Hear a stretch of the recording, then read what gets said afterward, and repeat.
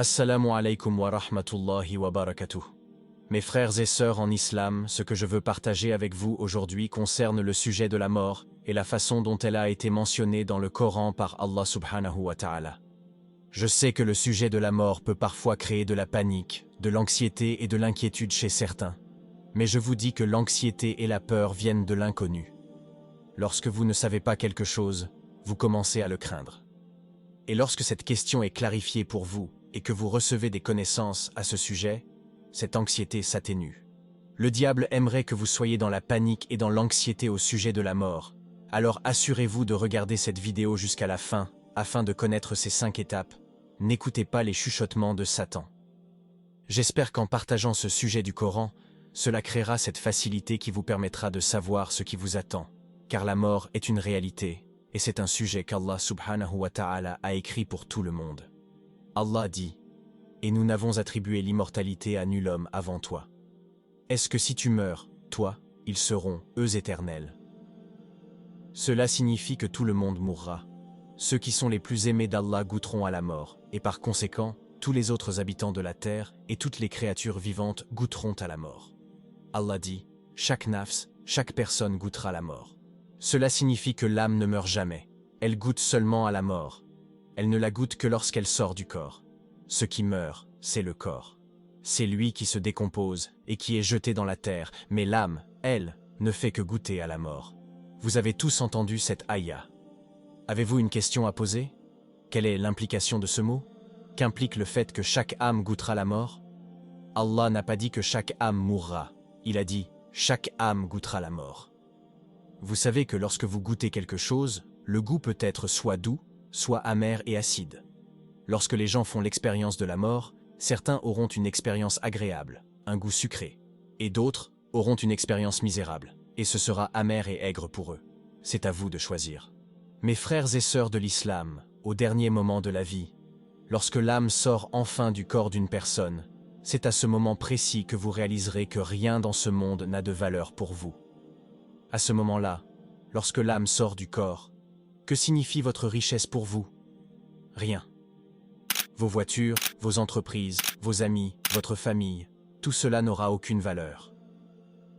Dans les derniers moments de la vie, vous réaliserez que la seule chose qui a de la valeur est vos actions justes et vos bonnes actions, votre salat et votre Coran, et votre relation avec Allah subhanahu wa ta'ala. Je vais vous dire une chose. Vous feriez mieux d'apprendre cette leçon maintenant, parce que si vous choisissez de ne pas l'apprendre maintenant, avant de quitter cette vie mondaine, vous apprendrez cette leçon, que tout ce qui est sur terre n'a pas de valeur, et n'a pas de valeur. La seule chose qui a de la valeur et de l'importance, ce sont vos bonnes actions et cette relation que vous avez eue avec Allah subhanahu wa ta'ala. Si vous choisissez d'apprendre cette leçon maintenant et de travailler à valoriser ce qui a de la valeur, alors alhamdulillah. Si vous choisissez de négliger et d'ignorer ce fait, juste avant de partir, vous réaliserez ce que j'ai dit, et vous direz que c'était juste, mais il sera alors trop tard. Mes frères et sœurs en islam, c'est la raison pour laquelle le prophète sallallahu alayhi wa sallam nous a demandé de nous souvenir souvent de la mort. Il a dit « Mentionnez la mort et mentionnez-la en abondance ». Il l'a appelé le destructeur des plaisirs parce que c'est la réalité de la mort. Elle détruit les plaisirs de la vie terrestre. Chaque jour, nous en voyons un exemple. La vie de ce monde est un faux plaisir. Chaque plaisir auquel vous vous adonnez est détruit, et vous voyez dans cette vie à quel point il est faux. Je vais vous donner un exemple. Allah, lorsqu'il a décrit cette vie mondaine, a dit « Vous connaissez tous cette partie de l'ayah qui dit que cette vie mondaine n'est rien d'autre qu'une jouissance trompeuse. C'est une fausse jouissance. Vous le voyez tous les jours. La nourriture est devant vous. Vous savourez le repas.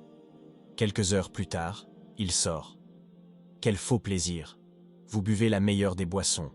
Elle ressort quelques heures plus tard. Quel faux plaisir. Vous vous asseyez avec vos amis et votre famille. Vous discutez, vous riez, vous passez de bons moments. Tout à coup, on reçoit un appel. Notre ami est décédé. Tout d'un coup, sans avertissement, sans rien. Il n'est plus là. Quel plaisir factice. Hier encore, nous avons passé des années et des années ensemble, et tout à coup, je n'apprécie plus sa compagnie. Vous portez les meilleurs vêtements. Vous voyez quand vous économisez votre fortune pour acheter votre marque préférée et vos vêtements de sport préférés. Finalement, vous l'achetez. Et quelques mois plus tard, il s'use et se déchire. Et vous le jetez à la poubelle. Quel plaisir factice. Les mêmes choses que nous apprécions sur terre, Allah subhanahu wa ta'ala les a faites pour que nous y voyions le caractère factice de cette vie mondaine. Et nous sommes donc censés nous éveiller à cette réalité. Plus vous savez que cette vie mondaine est un plaisir factice et qu'un jour vous serez également coupé de ces plaisirs mondains, il viendra un jour où vous ne mangerez plus, vous ne boirez plus, vous ne vous habillerez plus et ne vous vêtirez plus.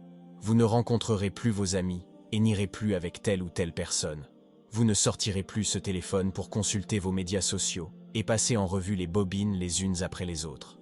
Vous ne ferez plus cela. Un jour viendra. Et c'est pourquoi le prophète sallallahu alayhi wa sallam a décrit la mort comme le destructeur des plaisirs. Ce sont les choses qui vous plaisent. La mort viendra et les détruira d'un seul coup. Vous ne jouirez plus d'aucune d'entre elles. Vous n'êtes là qu'avec vos actes, allant vers Allah subhanahu wa ta'ala. Plus on se souvient de la mort et de la réalité de la vie terrestre, plus cela est censé créer un sentiment d'urgence en nous, pour nous repentir et rechercher le pardon d'Allah.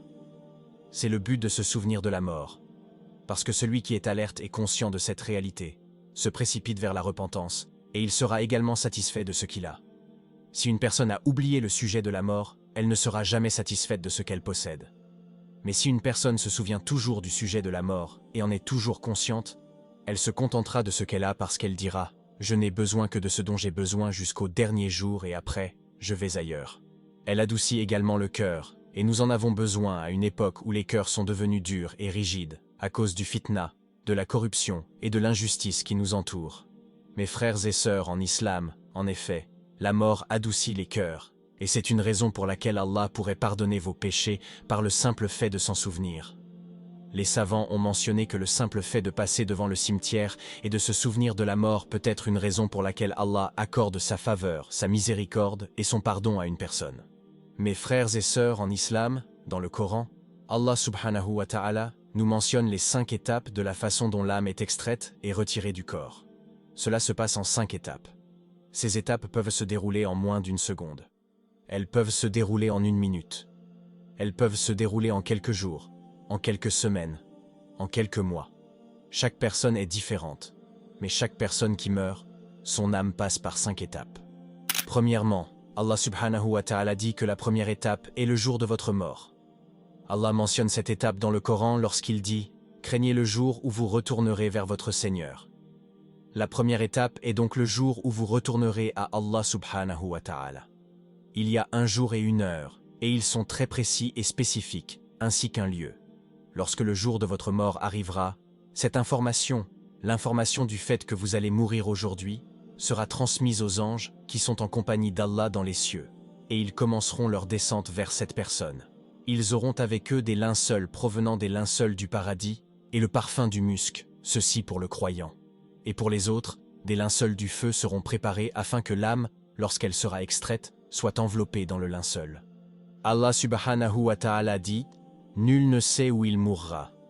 Cette information est donnée aux anges, et ils savent exactement où ils vont vous rencontrer. Il se peut que vous ne soyez pas encore à cet endroit. Disons que c'est le jour de votre mort et que les anges ont reçu l'ordre d'emmener votre âme à un endroit précis, mais que vous n'y êtes pas encore. Les anges se rendront à cet endroit et vous y attendront. D'une manière ou d'une autre, vous allez vous rendre à cet endroit et c'est là que vous allez mourir. C'est la première étape. La deuxième étape est le moment de l'extraction de l'âme. Allah subhanahu wa ta'ala décrit cela dans le Coran. Il dit « L'agonie de la mort fait apparaître la vérité. Voilà ce dont tu t'écartais. » La stupeur, l'ivresse de la mort, est un état d'inconscience qui s'empare d'une personne au moment de l'extraction de son âme. C'est un moment très lourd, très douloureux. L'âme est extraite du corps progressivement. Allah subhanahu wa ta'ala décrit ce moment comme étant très douloureux. Pour le croyant, c'est plus facile, mais c'est toujours douloureux. Pour le mécréant, c'est extrêmement douloureux et difficile. Allah dit « Si tu voyais les injustes lorsqu'ils seront dans les affres de la mort, et que les anges leur tendront les mains, disant « Laissez sortir vos âmes. Aujourd'hui, vous allez être récompensés par le châtiment de l'humiliation pour ce que vous disiez sur Allah d'autre que la vérité, et parce que vous vous détourniez orgueilleusement de ces versets. » La troisième étape est celle de l'ascension de l'âme vers les cieux. Le prophète Muhammad sallallahu alayhi wa sallam a dit que l'âme du croyant est emportée et que pendant son ascension, chaque groupe d'anges qu'elle croise demande « À qui appartient cette bonne âme ?» Et il l'appelle par les meilleurs noms qu'on lui connaissait dans ce monde jusqu'à ce qu'ils atteignent le premier ciel. Ils demandent l'ouverture de la porte qui leur est ouverte. L'âme continue ensuite à s'élever à travers chacun des 7 cieux jusqu'à ce qu'elle atteigne Allah subhanahu wa ta'ala. Allah dit alors « Inscris le livre de mon serviteur dans Illiyin » et l'âme est alors renvoyée dans sa tombe. Pour le mécréant, l'âme est également enlevée, mais lorsqu'elle atteint le premier ciel, la porte ne s'ouvre pas pour elle.